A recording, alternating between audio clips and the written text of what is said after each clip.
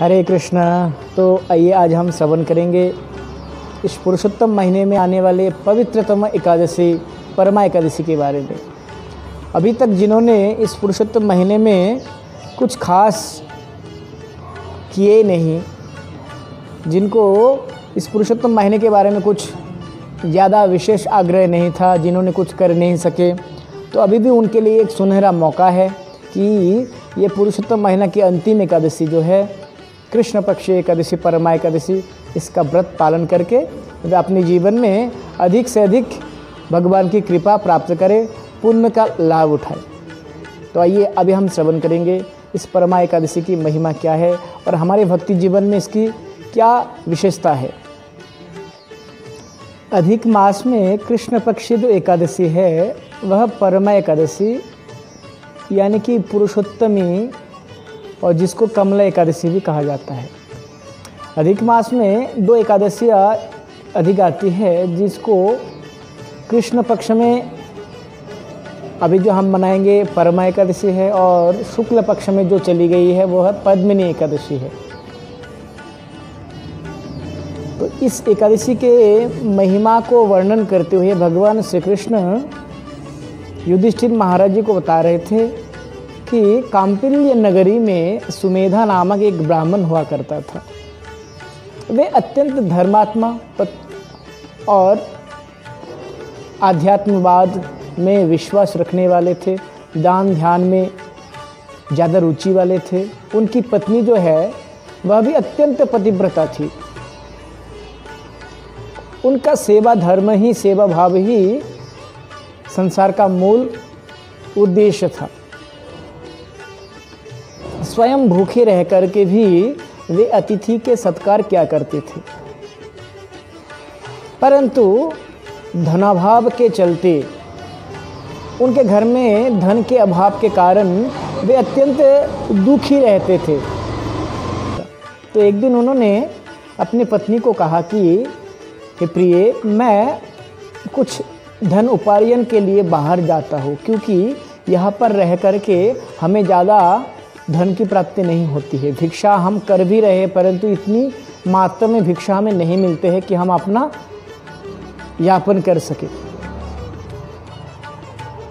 परंतु उनकी पत्नी ने उनको कहा कि हे पतिदेव, जो हमारे भाग्य में है वही हमें मिलेंगे, भाग्य में जो नहीं है वो हमें किसी भी प्रकार से मिल नहीं सकते। अतः आप मुझसे दूर रह करके धन उपार्जन के हेतु आप बाहर तो जाएंगे, परंतु अगर भाग्य में ही नहीं है तो फिर जाकर फ़ायदा ही क्या होंगे, क्योंकि जो हमारे नसीब में ही नहीं है उसको हम भला कैसे प्राप्त कर सकते हैं। तो जो भी हमें मिलते हैं वह हमें अपने प्रारब्ध कर्म के अनुसार ही मिलते हैं। तो इसलिए अच्छा होगा कि हम जो भी हमें मिल रहे हैं उसी में हम संतुष्ट रहे, खुश रहे। इस प्रकार से दार्शनिक सिद्धांत को सुनते हुए पति प्रसन्न होकर के अपनी पत्नी की धन्यवाद देते हुए कहा कि हे प्रिय, आप शास्त्र को जानने वाली हो और अब मेरे धर्म पत्नी हो, अर्धांगिनी हो, तो आप मेरे अच्छा ही चाहोगी। तो इस प्रकार से दोनों बहुत निष्ठापूर्वक संसार में भजन साधन के साथ दिन यापन किया करते थे। एक दिन उन्हीं के गांव में कांडिल्य ऋषि आकर के पहुँचे। तो उनके ही घर में पहुँचे, बहुत सेवा भाव के साथ आदर सत्कार किया, उनकी सेवा किया। तो उनकी सेवा से प्रसन्न होकर के कांडिल्य ऋषि ने उनको कहा कि हे वत्स, आप क्या चाहते हो।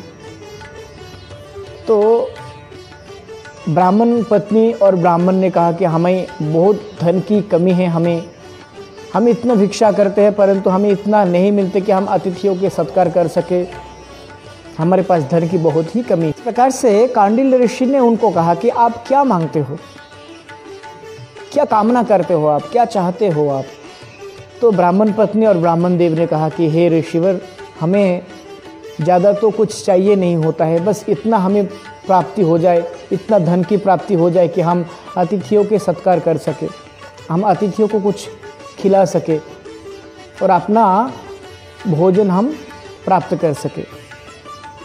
बोले ठीक है, अब कोई बात नहीं, आपको एक व्रत है, अधिक मास में आने वाली, पुरुषोत्तम मास में आने वाली एक एकादशी है जिसको परमा एकादशी कहा जाता है। उस परमा एकादशी का व्रत आप नियम पूर्वक पालन करो तो अवश्य ही आपको धन की प्राप्ति होगी। और यही एकादशी जो आज के कुबेर देवता है, वह कुबेर देवता यही एकादशी व्रत पालन करने के उपरांत उनको धन के अधिष्ठात्र देव के रूप में बनाया गया।